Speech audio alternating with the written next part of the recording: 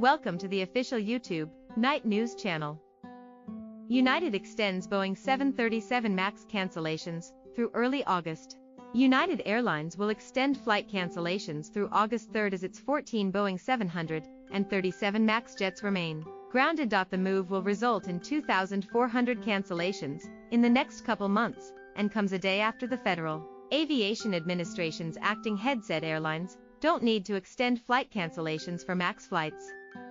The FAA has no timetable for recertifying the MAX. United joins other major airlines like American and Southwest, who have canceled thousands of flights during the busy summer travel season and removed the MAX from schedules through August. Investigators believe the jet's MCAS flight control system, which automatically pushes the plane's nose down to prevent a stall, was implicated in 2 fatal crashes in Ethiopia and Indonesia that killed 346 people combined. Since the grounding in mid-March, Boeing said it completed its software fix, but has yet to validate it through a recertification flight nor file it for official recertification.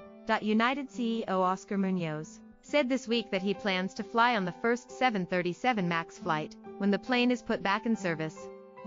United has also said it would rebook passengers who don't want to fly on the MAX jets. Other major airline executives have committed to Boeing and pledged to help restore public confidence in the jets after recertification. Thank you for watching.